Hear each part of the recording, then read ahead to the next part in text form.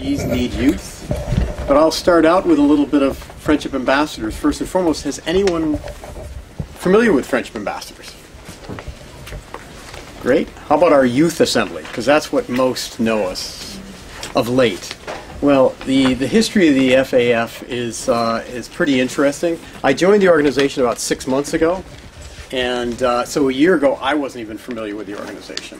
But I've come to know it much more closely now, and in particular the history, which I love history, but really got deeply into the history of the organization. I'll tell you why that's pertinent to what we're doing, because we are an organization that is changing very rapidly, and certainly a lot of that is myself coming in and driving that, but it was already heading in this direction. And it's an organization that has been really evolving and has been through sort of different changes moving forward for over 60 years. It initially started as an idea back in the 50s by a gentleman by the name of Harry Morgan. He was a journalist at the time, and he came up with this concept of ambassadors for friendship. And his whole underpinning was to bring people together so they could make a difference. And I'm going to sort of park that make a difference piece and speak about the bringing people together first. And so the ambassadors for friendship were really these sort of entourages that went around the country, and he invited international students at the time to tour the United States. And I think the first tour, they covered about 50,000 miles, if I remember my history correctly. And here is the first tour. That is Harry Morgan. One of the unique thing about this is that, as you can see, these are all young people. So youth has always been basically in our DNA.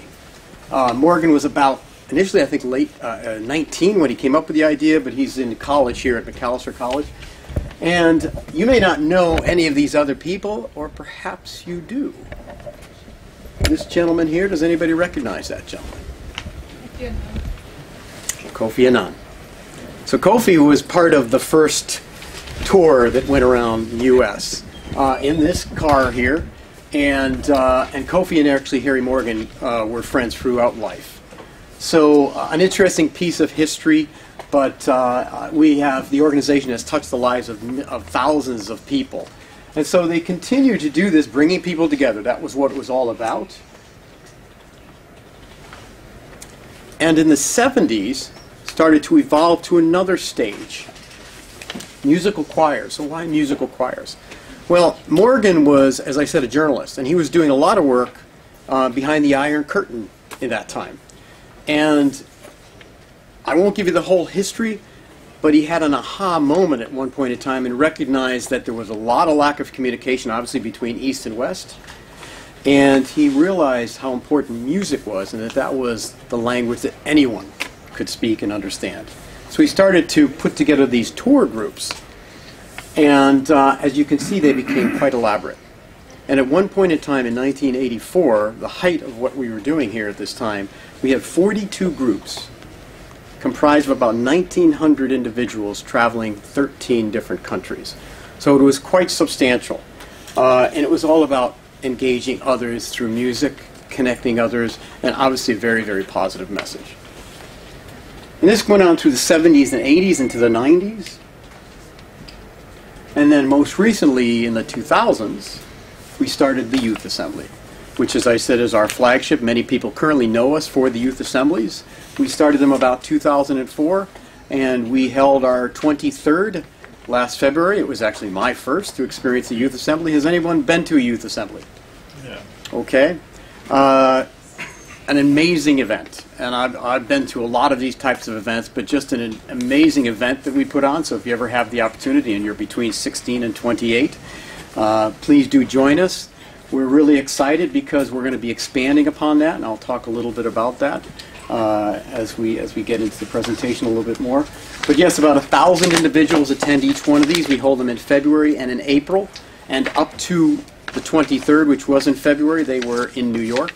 But our next one is in Washington, D.C. in August, and applications for registration literally opened just yesterday, so we're really excited about branching outward, and yes, we have larger intentions to go even forward with that. But the idea as you could see, was always about bringing people together.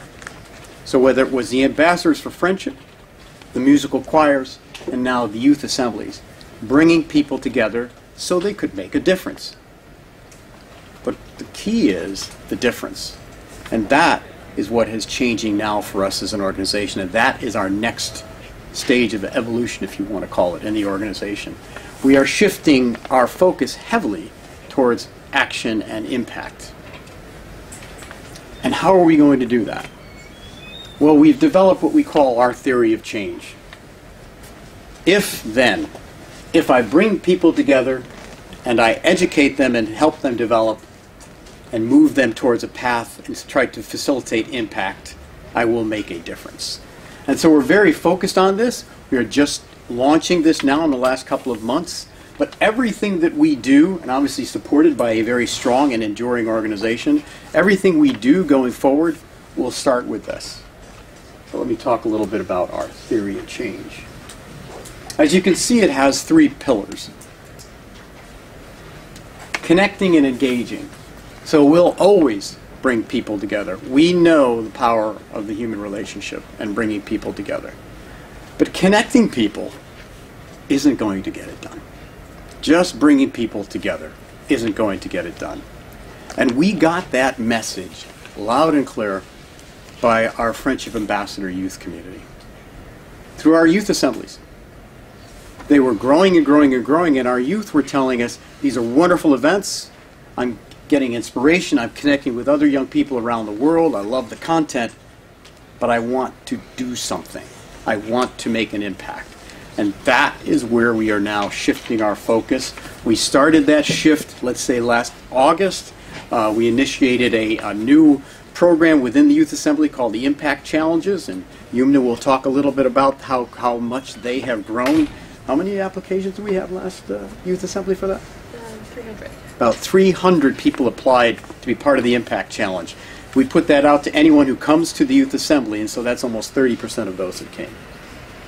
So the Youth Assemblies, we will always continue to use those as a vehicle to connect and engage. Engage is really key for us.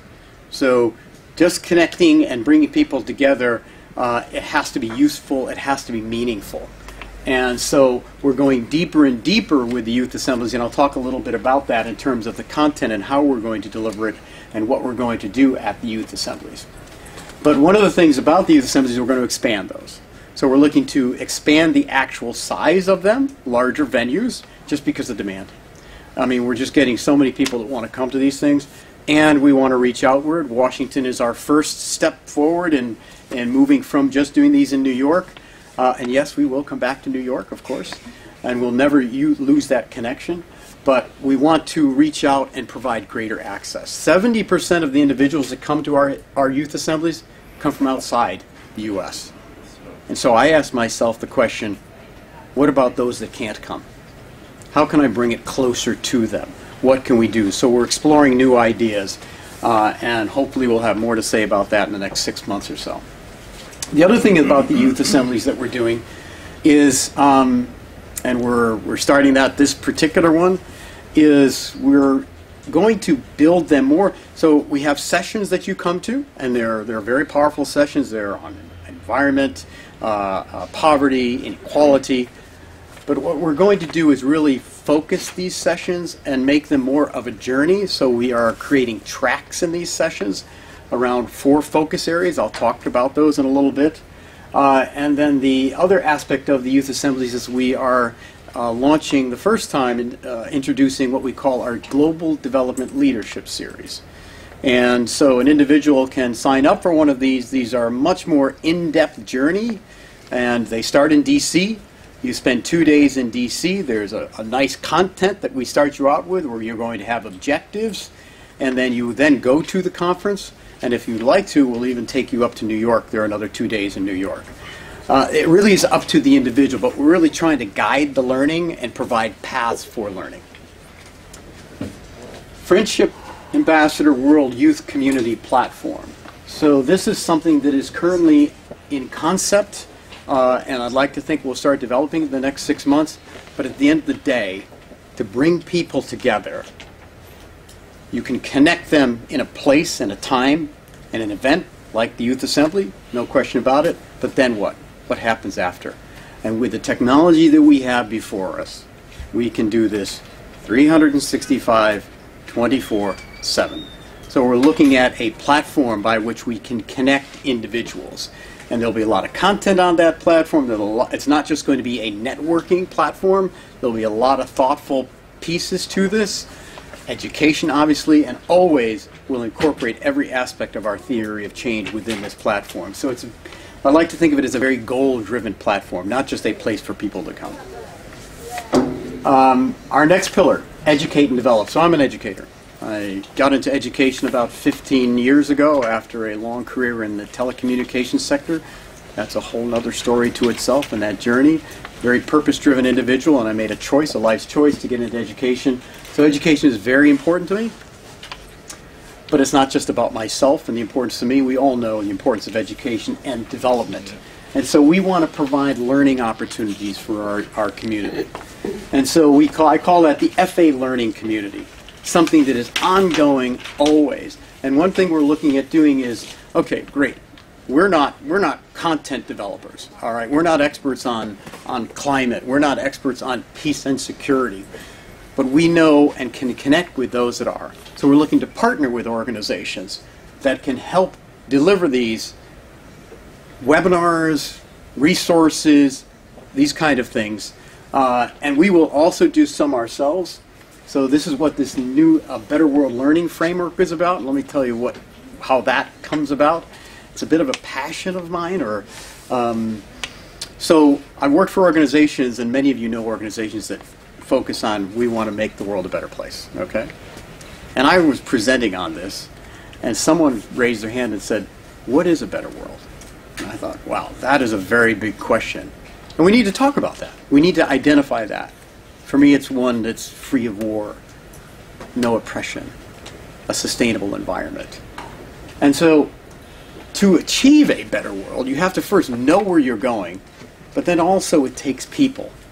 Well, what kind of people? What types of people? And so we want to provide learning around that, thoughtful learning around that, leadership, citizenship. Many individuals, young people, don't know what does it mean to be part of a global community? Leadership in so many different facets. I mean, that's so deep. And then, of course, content as well, and character. So we're going to explore a lot of those things on how do we provide opportunities for people to learn, first of all, what is a better world, and how do I get there? How can I help develop myself? By the way, one of the overarching things about what we're doing is our community itself. So we're not an organization that's going to go out there and say, this is how you do it, this is how you do it. What we are going to do is reach out to our community and say, this is about you and helping you move forward. So please engage in the conversation. What do you think? What is it you need? In fact, this whole thing with Action Impact started from our community who said, we need more about action impact, not just about connecting and engaging. So we're going to really connect with our community, but also say, look, it's about you and where do you want to go? The continuum of learning, what that means is essentially, again, coming back to the 365, 24/7, an ongoing continuum of learning. So someone may want to be part of, take a learning journey with us outside of a youth assembly. But I want them to know that if they do come to the youth assembly, they will continue that. It'll all be interconnected, and that's what we're saying here, integrates all aspects of the FA work. So wherever you want to join us and be part of this, know that you can continue that journey throughout whatever part of FA you interact with us, whether it's a youth assembly, whether it's in some other aspect that we're going to be putting forth. Know that you can be part of a continuum, a well thought out process, that you can join us at any point in time and continue on that journey. So we're going to connect all of this. Ultimately, of course, leading to action and impact. And this is one of the more exciting undertakings that we have going, and YUMNA is very, very involved in this. We are in the process of putting together what we call a Global Action and Impact Network, otherwise known as GAIN. And what that is powered by people connected through technology. So what we want to do is set up hubs, if you will, for lack of a better term, hubs around the world of individuals that have been part of the Friendship Ambassadors community, and there are tens of thousands of them, and connect them such that we can start to do things on an ongoing basis. And we're working with our community on what this should look like, who wants to be part of it, how can it work for you. We want this obviously to be a global network, and we want it to be tied into all of these things that we are doing, the connecting and engaging. Obviously, as you can see, that type of thing, you're going to be connecting and engaging individuals, so there'll be local activities. We want to connect those local activities to other FA hubs around the world so that it could be global activities. And then we as an organization can help facilitate global opportunities. So one of the things that we're talking about is a global impact challenge around a particular topic. We conduct these impact challenges at our youth assemblies, and they've been highly successful, but that's just one event. I want to be doing these on a regular basis. I want to be doing them around the world. I want to be connecting people, whether they're in Thailand, whether they're in Brazil, whether they're in Canada. We want to be connecting that energy.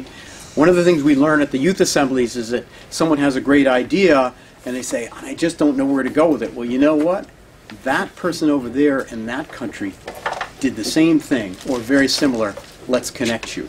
Let's connect you with the resources, at least point you in that direction. And that's one of the things that our young people are asking us is, I have the desire, I have the passion, I have the skill, I have the idea.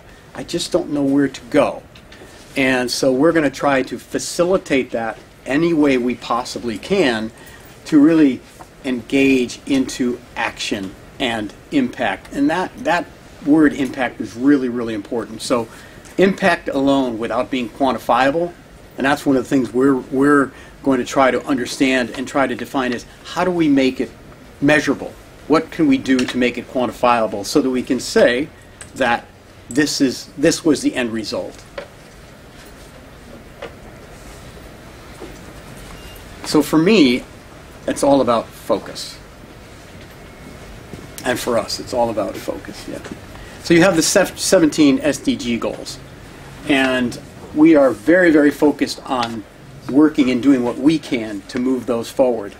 And as we looked at those, and as we talked to those in our community, we brought it down to, we're a small organization, right? Tackling 17 goals is really a huge undertaking for a small organization like ourselves. So we identified 4 focus areas that we want to concentrate on, develop a knowledge base about.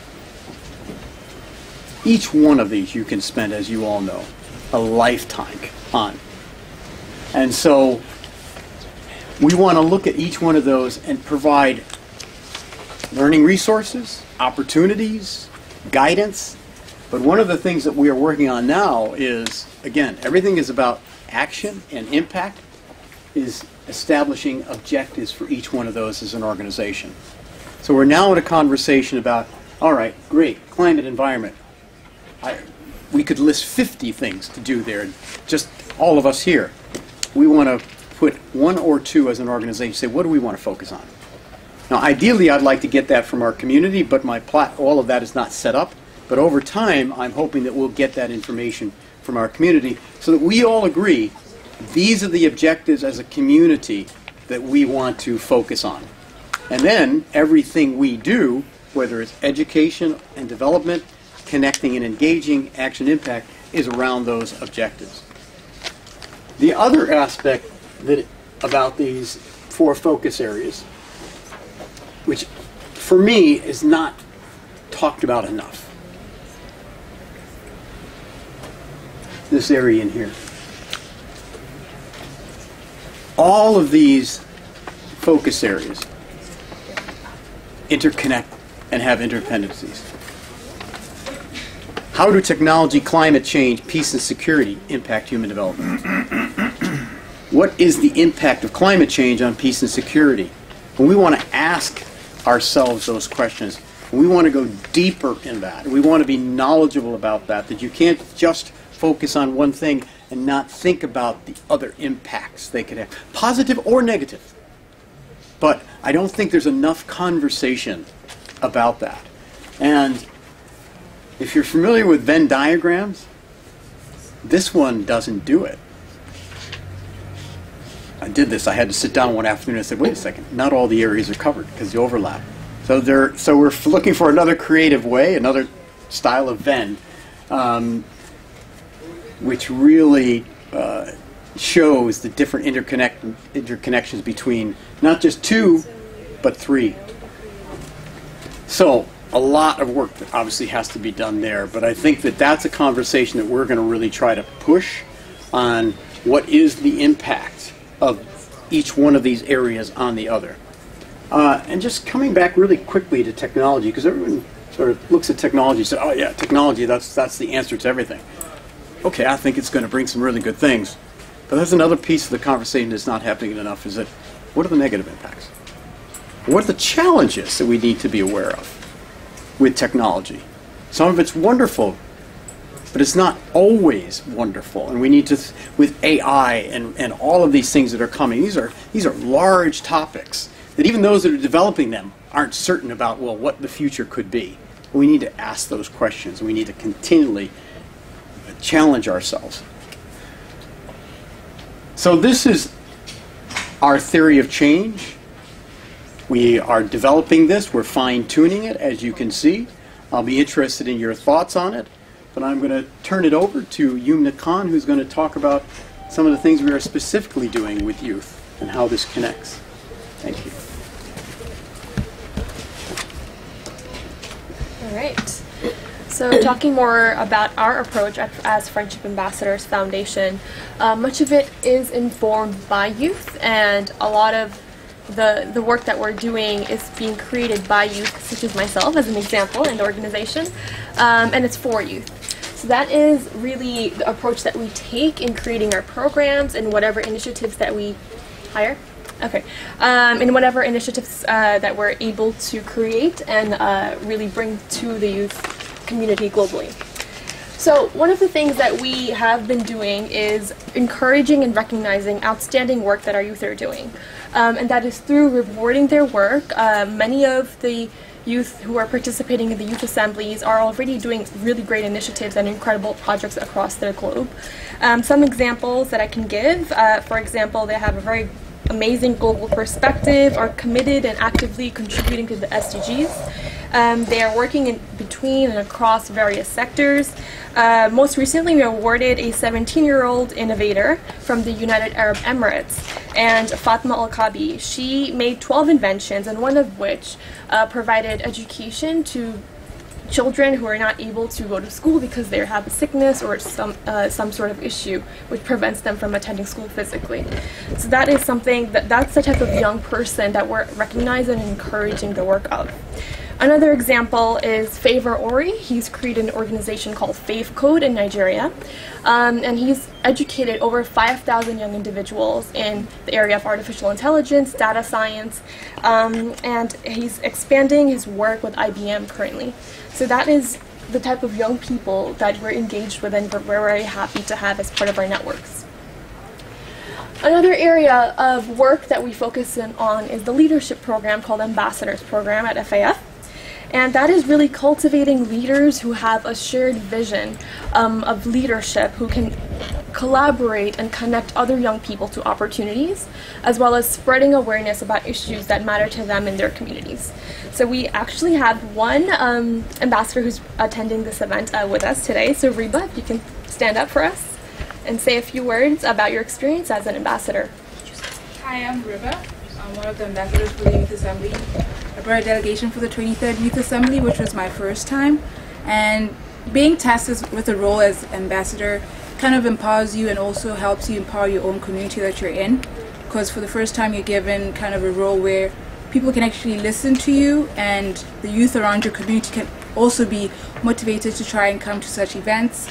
You have resources, Yumna out there, everyone supports you in FAF to try and bring other people and give them the opportunity that you also had the first time to come to these conferences and network. And what I've established is that most of the delegates that I brought last time, they really went home more empowered, more inspired, and right now others have initiatives that they've started. And one of my delegates from last time was actually, I encouraged to apply for the ambassadors program. She was from South Africa. I'm from Botswana, and totally different countries, but now she's also an ambassador. And for the first time, South Africa has an ambassador, which means more youth in her country also get an opportunity to experience this event.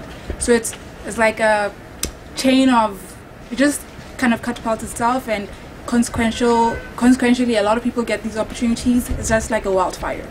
Before we know it, we'll all be connected globally and achieve great things together. Thank you. So Reba is one of the 30 ambassadors who will be representing Friendship Ambassadors Foundation this August at the Youth Assembly in Washington. So, and then moving on to our program, Pathways to Impact. Of course, leadership is necessary to provide that avenue to young people, as well as recognizing the talent and the work that they're doing. But more importantly, what are we doing as FAF to support their work that they're already doing and pursuing greater things in their communities? So an initiative we created is called the Impact Facilitator Program. Through this, we provide youth a channel of continually staying in connection with us as well as impact facilitators in their region. So this helps to strengthen our relationship with the youth after they have attended the Youth Assembly. These impact facilitators are working with them 24/7, 365, really to help them mentor and really cultivate a project that they care about in regards to any SDG goal that they're interested in. They're also connecting them and helping an environment of collaboration to thrive within the community. So that is really the essence of the Impact Facilitator Program, to allow these youth and support them in the challenges that they face and the work that they're doing. So most recently, an Impact Facilitator in Africa, his name is Daniel, he's helped develop a project on SDG 12 by an individual named Joshua Eben, whose project Jamela Compost recently won the Impact Challenge Award this past Winter Youth Assembly. So his project is a Nigerian-based agrotechnology recycling venture specializing in novel agrotechnology products by recycling locally available agriculture materials with technology to create a value for the society and focusing on environmental sustainability. So that is one example of the types of projects that we're developing as part of the initiative of our Impact Facilitator Program. So moving on the Impact Challenge, which Andrew briefly spoke about as well earlier. So in the past year, FAF has awarded around 6 projects globally that are working on different issues, from environmental, climate change, to water and sanitation and responsible consumption. Through this Impact Challenge, our vision is really to cultivate the impact that youth are doing and be able to support that. So we really seek to mobilize the creative potential of youth by providing an opportunity for them to propose and enact meaningful action that is socially responsible and it's revolving relevant issues in their communities. So this year the Impact Challenge is focusing on our focus areas including human development, peace and security, and the environment. So I spoke about some of the examples of projects that are ongoing, and they're pretty much involve all of the SDGs that you see here, and they're located all across the globe in different regions through our impact facilitators, our ambassadors, as well as our Impact Challenge winners. They're focusing on different areas, and some of which I'll talk about in this slide. So some I've covered, but specifically, most recently, an individual named Tatiana. Her project is named Cartijana Siente, and she's focusing on domestic violence victims in Colombia. And she's been able to develop a entrepreneurship program where women can come and develop new ideas and get back into the workforce after the tragic experiences that they've gone through. Another project called Empower by Rez Gardi. She is a refugee herself, and she is working to empower and educate other refugees in sub-Saharan Africa, starting from Brazil. That's where she began her work, and then she moved into sub-Saharan Africa. Another project by a 16-year-old named Muiz Lakani. His project is named Ninja Girls, He's empowering young girls and training them for self-defense classes and providing them legal assistance and how to overcome the issues in their communities, especially in India and Pakistan. Another example of a project that I'd like to share, we talked about Joshua Eben, Fatma Al-Kabi, we talked about, she's a young innovator. Shriti Pandey, this project Structure Eco. She's creating affordable housing for rural and participants in her community who are not able to secure housing. So fair housing and inequalities she's trying to address through her project. So our shared vision, what has really been the cultivation of all the work that we've been doing, is to go towards the 2030 strategy priority areas. So one of the first things that we're focusing on is engagement and participation, as well as advocacy. We're informing healthy foundations through our work, including economic empowerment through decent work. Youth and human rights has been a focus in much of our initiatives and the projects that our youth are doing actively, and including peace and resilience with our new focus area of peace. So a lot of this has really been the essence of our work that we've already been able to do, and we're trying to pursue and really expand upon them. All right, so I'm gonna ask Andrew to come and have any concluding thoughts. Very good, thank you. Thank you. Just a quick comment on the impact challenge, and I think that's a great indication of an organization that these are the very early days of this shift in focus on action impact, and this will grow very, very rapidly. But we started this last August, right? It was the first time, and we had how many applicants? So basically what we do is we reach out to anyone who's coming to the Youth Assembly, and they can apply and put together a proposal. Did you talk about the details of the impact challenge itself and how it works? Slightly. Okay, so there's a vetting process, right? We have to review each one of the applications, and we put together panels who look at each one of these, and the individual makes a proposal, and then they have to get up and present their proposal. So it's quite an event, and at the end of the event, we award them, and obviously they get up in front of the closing ceremony, and it's quite a thing. And some of these that Yumna showed you are pretty impressive, and they are really making a difference. But we had how many initially on the first one? How many winners? No, people that applied to it? 300. No, the first one in August. 100. 100. Yeah. And now two times later, it's already tripled. So we know that the desire is there. And so it's harnessing that and mobilizing that and guiding that is what we're really going to be focusing on more and more. So yes, questions. Oh, one thing I didn't mention, friendship ambassadors. So that word friendship is really essential to us. And that is sort of the who we are.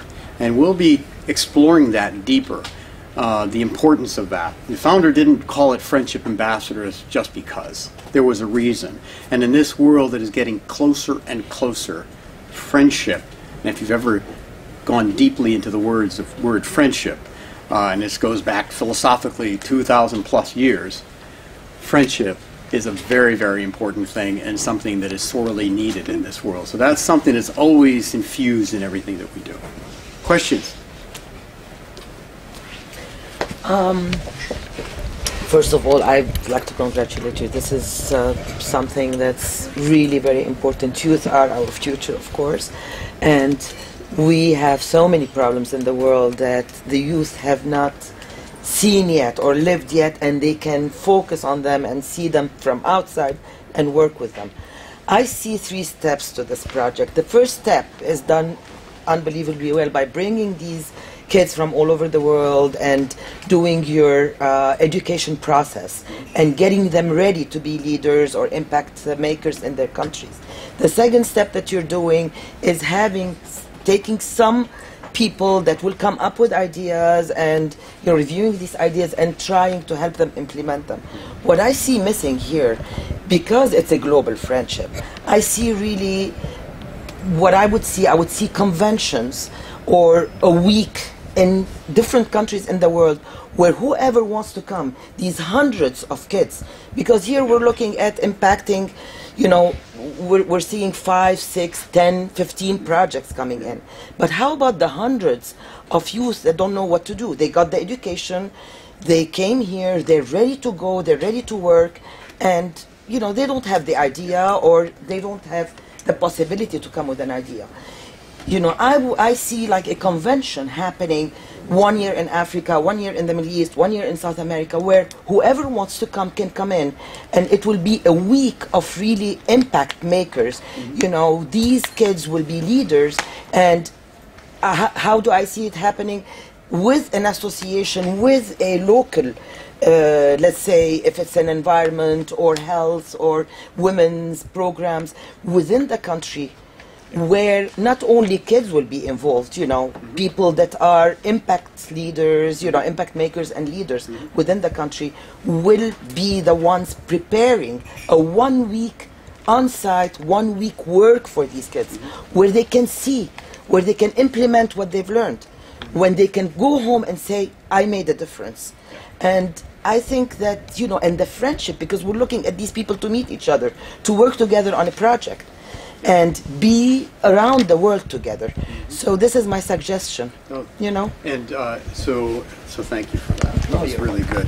Let me tell you some of the things that, with this network that we're trying to get, so it's almost like the youth assemblies are wonderful, but they're twice a year, and they're for a very fixed time. And right? they are here in the U.S. And they're here in the Yes. U.S. So first step is to take it internationally.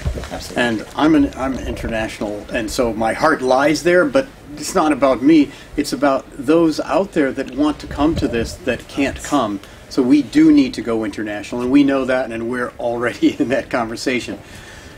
Have any of you ever put on an event like this? Not a small undertaking, as you know. And so it's a step in, and Washington, D.C. was the first thing we ever did outside of New York. It's a journey for us, but that, I think, will be a good step forward for us to say, in addition to this, and then to step forward. In addition to DC, DC is the education process where they come in and they prepare themselves to be the leaders. But all of these people that came in last year and the year before and the year before are ready now to go into action. Yeah, And okay. another I'm talking about. You cannot leave DC, you cannot leave New York. They have to come here, they have to have the base, the education.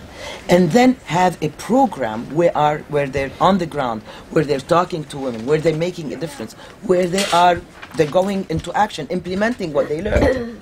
And I think that's where I'm hoping our GAIN network is going to be.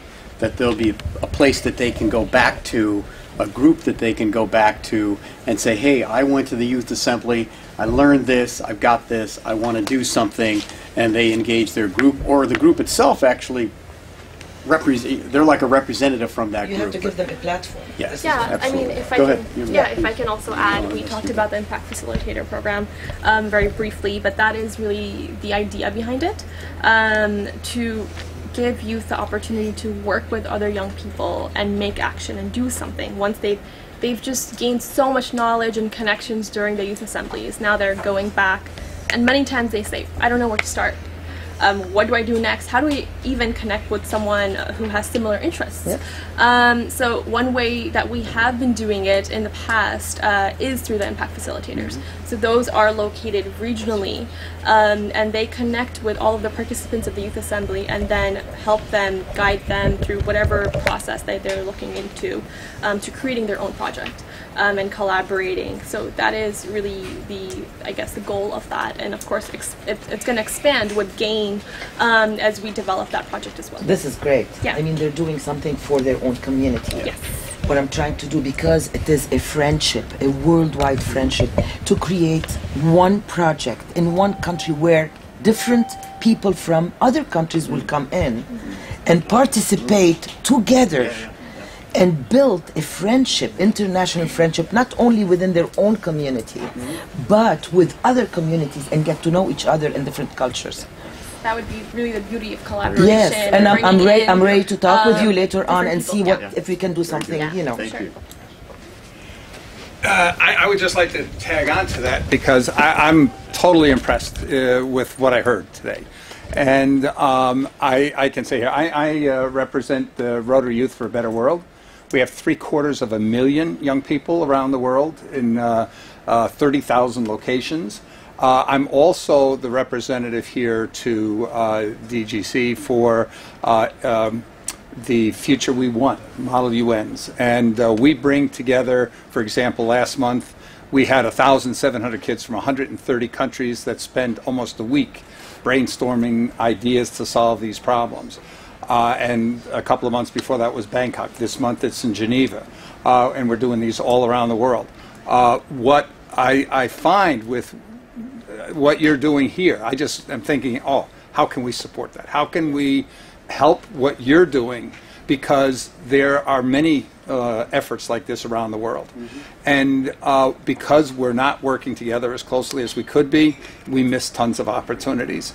And I'll pledge right now here, I'm going to work with you and see how we can do something. And in fact, I've got something coming up right now that fits everything you've said that's so fantastic here. Your event in DC is in August? Yeah. And what I want to look to see here, how can we take, because what we're trying to do with the whole thing, in fact, I have here, we have a competition coming up here to come up with the most outrageously audacious idea to solve a major world problem among young people. And that dovetails so perfectly with what you're doing, so I'd like to see about that. But anybody else here who's involved in trying to mobilize youth, let's figure out how we can work together, put an umbrella over this here so that we can get the economies of scale and mobilize not the thousands, not the hundreds of thousands, but mobilize the millions. Absolutely. I am a Rotarian too. I'm president of Intercountry Committee Lebanon. Hi, so my only question and request is like, how can we try to like brainstorm ideas as to how to get youth to attend the Youth Assembly? Because what we've observed is that it's a great platform, but for only those who can afford. And when it comes to like fundraising, it is not an easy thing, especially if you're trying to bring youth from, let's say, my country, Botswana. First of all, it'll be the ticket for getting here on its own is almost double what we'll be paying or something like that. So my biggest concern is that most people who can come and who would be able to make impact in their countries can't afford it. And if it's like a juggle between to go to the Youth Assembly, invest in this one opportunity, or to use the money I could have attended the Youth Assembly with to better my initiative or my project. So it's like always trying to like decide whether I should pay $2,000 for the conference plus airline fees, or all this money you could have had. I mean, it would come down to like $5,000 for an individual from back home to come here. That's a lot of money you could have put in your project. So how can we like sell them this idea that we have, which is great net opportunity and great platform for you to like better whatever it is you're trying to do, at the same time making it very reasonable and such that, and supporting them that, you know, this is what you need to do. And it's a big challenge. So one of the things that for me is you've got to provide greater access closer to. So my hope is that we do 2 in the U.S. I'd like to at least do 1 here, 1 or 2, 3 a year. But even with that, that's going to have limited coverage, and also it's just not just a cost thing; it's just a time thing. Well, I can't make that particular time frame. So why not smaller, regional ones, and more of these? And I hope that the network that will start to come up. That they'll want to conduct their own mini, if you will, mini conferences or mini assemblies. And then the other thing is, well, what about a virtual? We have the technology to do this. Why not virtual ways for people to connect with?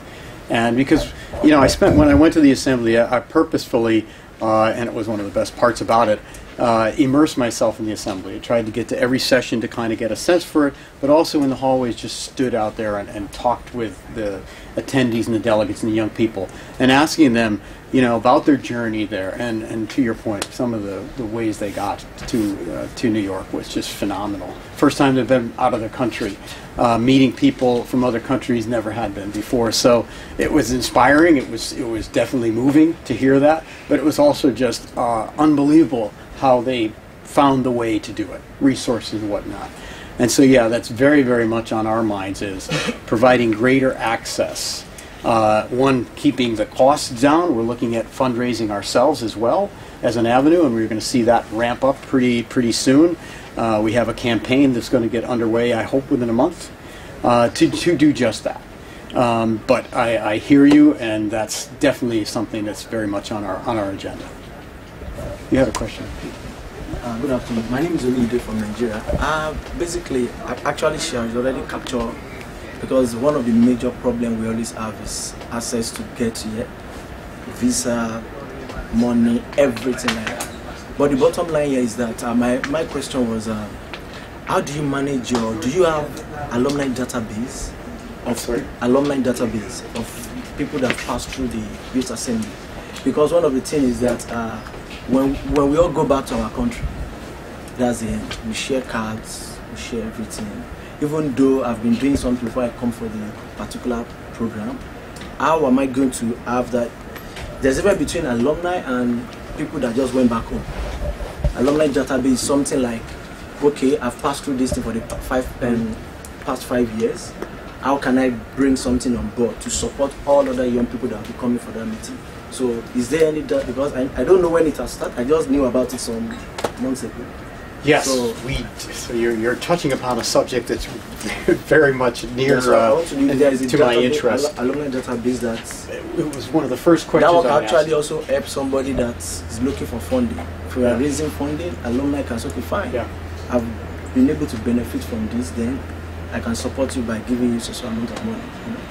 And so we have an alumni database, but it hasn't been, obviously we've kept it, but it's something that we need to really energize. And I asked this question when I first joined it is, well, if you've been doing this for this many years, you must have a great database.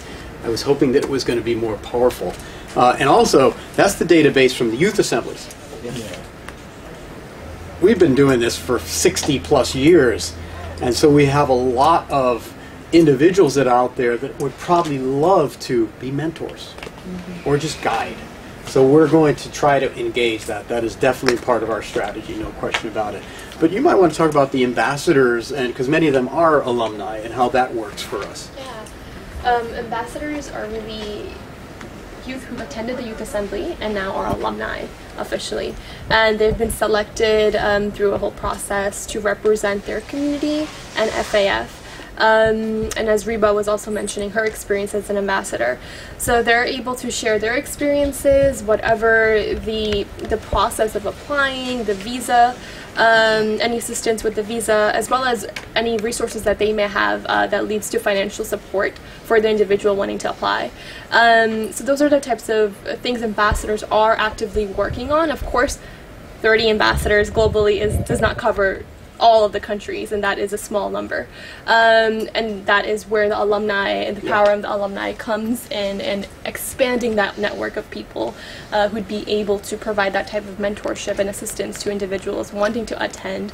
But one of the interesting points, so you just said we have 30 ambassadors. We do this in each youth assembly, so we get 30 ambassadors, but we had several hundred that wanted to be part of that. So we know the desire and energy is out there to say, hey, I want to help. I want to help you advance your mission. I want to help connect with other young people because I experienced that. So we know it's out there. It's just mobilizing in that and connecting to it. Regarding the cost, two aspects here. Rotary, we have a lot of programs where we do scholarships and we help people. One of the things I'm trying to do here is, as we expand this Rotary Youth for a Better World around the world, is to get more Rotary clubs to help fund young people to be able to participate in various levels, partially in coming up with those ideas or pursuing your project ideas, but also to be able to attend these kind of conferences. From the Italian Diplomatic Academy side here, when we run these events, like the event we ran in New York last month, I think we provided over 1,000 partial scholarships for people to be able to attend. Doesn't cover all the costs, but at least we paid for the hotels and things like that here in New York and things along that line, and all fees. So this is something here I'm definitely going to want to talk to see this is maybe one of the ways that we can help if we're doing things together on this, is that we might be able to leverage some of this Rotary community to be able to make it possible for more people to participate. But I think what you said is very important, is to have that ability around the world. And I think also here, you know, it's hard when you do something once a year to keep everybody's energies up.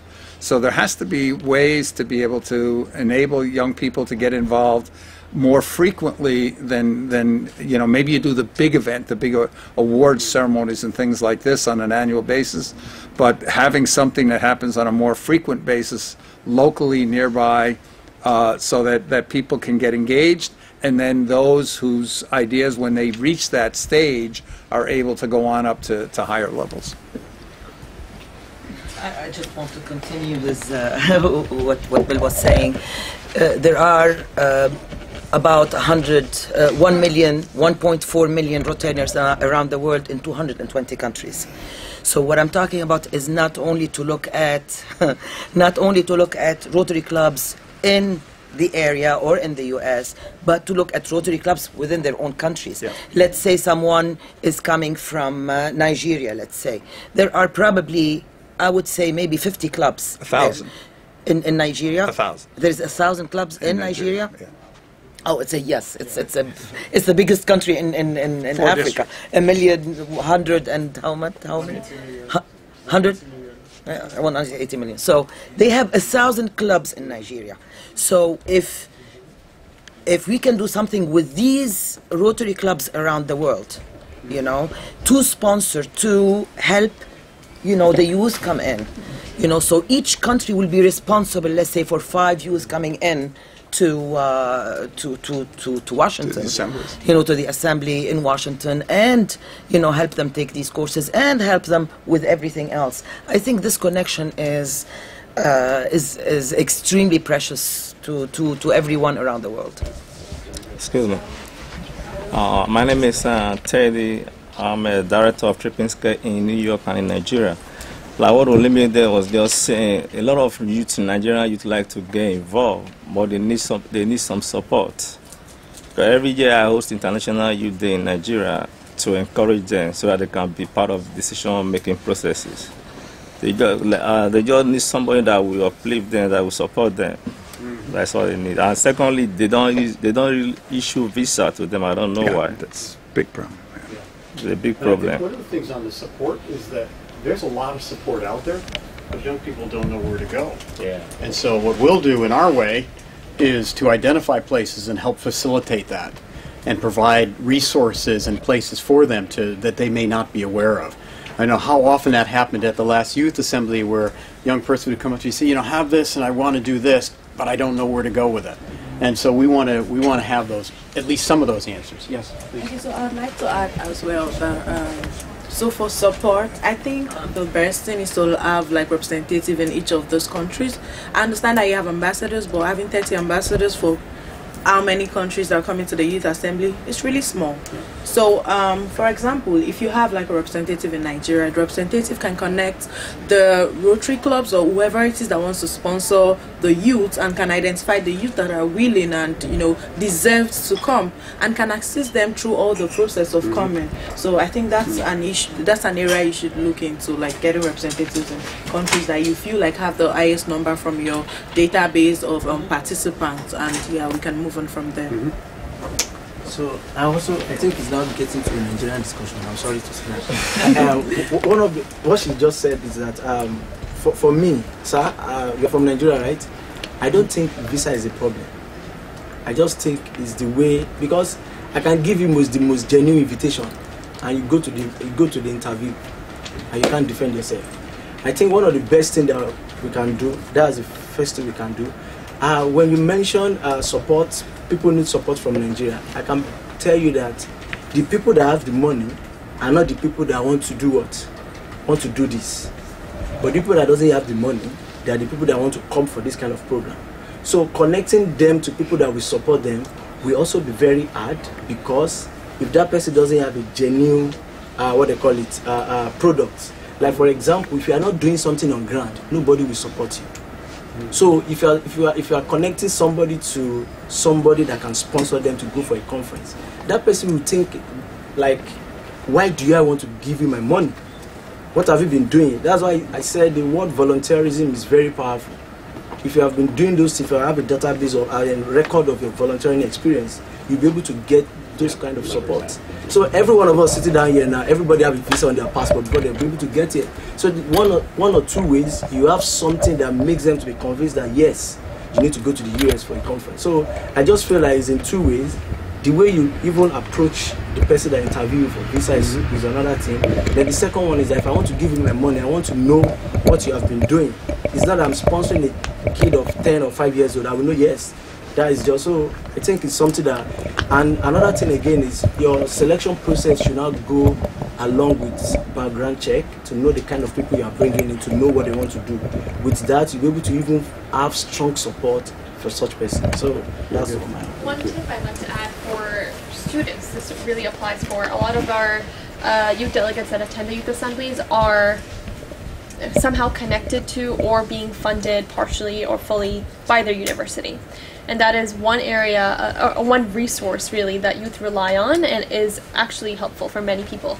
So of course it's about cultivating that relationship with your university and having, doing presentations, showing them the importance of attending such conferences on an international scale, because not all universities really emphasize this, and this is, I think, growingly more and more popular in different parts of the world, but not everywhere.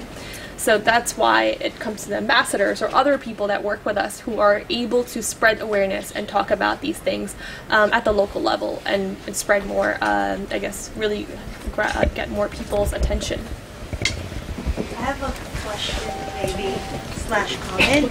So like, if a lot of the people who are participating are students, do they see this as a project that they did in school that ends once the activity ends?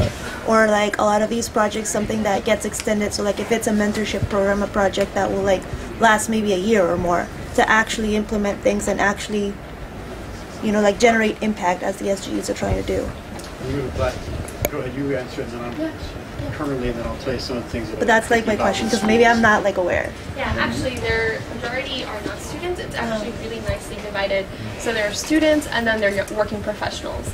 Anyone below the age of 28 is considered a 16 to 28. 16 to 28 is the age range.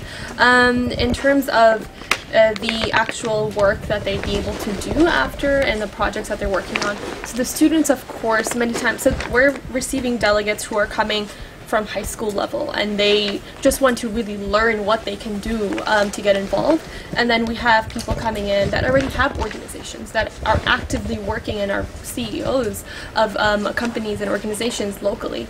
So we get this really nice diversity of young people from different walks of life and backgrounds, and when they come together, that the beautiful part about that is when they come together and are able to talk to each other, they just learn so much. And then I think a lot of them realize that this is definitely not just a one semester, I'm in school, let me finish this and move on to the next thing, but it really continues to be a long-term thing for them. A lot of our alumni, for example, the ambassadors, most of them like to stay connected with us, are serving in a mentorship capacity in some way. So yeah, that's definitely something, I think when you're part of the Youth Assembly and you're there right in the middle of it, you realize that this is going to be a long-term thing for me. Just to step off of that.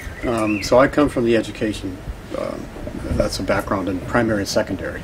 And when I talk about partnerships, I'm talking very broadly, and I could see definitely in the future partnering with schools and with projects that they're working on, whether it's primary, secondary, or tertiary. But definitely I see partnerships, many partnerships, so that they're doing projects, they can continue on. The Youth Assembly could be just part of that. And we talk a lot about the Youth Assembly, but our plans are much going beyond the Youth Assemblies, and they will be part of, obviously, our continuum of learning. But definitely I'm looking to connect with as much as we can with the education community. Hi, I'm coming from Sri Lanka. After 30 years war in my country, we are facing a problem now called racism. So, according to me, in my country, we know where the problem is coming from. And I know about my friends, they are like more than thousands of friends, they are trying to do something to stop this, but we don't have the platform to do this. So, will you give us a strength to bring them from our country? Still, we need a strength from you, because it's so hard to come from our country, like you said, visa and money problem. Will you start a program like scholarship or something like that? And we need a strength to bring them. Like, they are ready to come here, but they don't have the asset, you know. Will you start like that? So, scholarship has come up a number of times since I began. I think you actually had something, yeah? You want to We talk did a have little a bit about scholarship that? program summer 2018. And we had an individual who was fully funded from Liberia, and actually now he's studying in the U.S. and is fully funded at his university. So it was a very, very a great example of someone who's been able to. So I see the possibilities in it, but it just haven't had, you know, it's still early days on just getting this here, but I can foresee that could be in the future without saying that it would be, but it's sort of a natural thing. But there's nothing in the works or in the plan at this point in time. But I see the potential and the opportunity to provide something like that possibly in the future. We still have opportunity to become an ambassador. Have you attended the Youth Assembly Yeah. in the past? Yeah. So the ambassador recruitment just ended a week ago, actually. But yeah, feel free to send us an email and we'll keep you in mind when applications open again. Because they're opening twice a year for 2 youth assemblies. Great. Thank you all. Any other questions or comments? Thank you. Your feedback has been wonderful. We tried to keep it, you know, all the time you come to these things and everybody speaks and you only leave 5 minutes, so we want to leave more time for that, and I think it was beneficial that we did. So thank you all for coming and enjoy the rest of the forum. Thank you.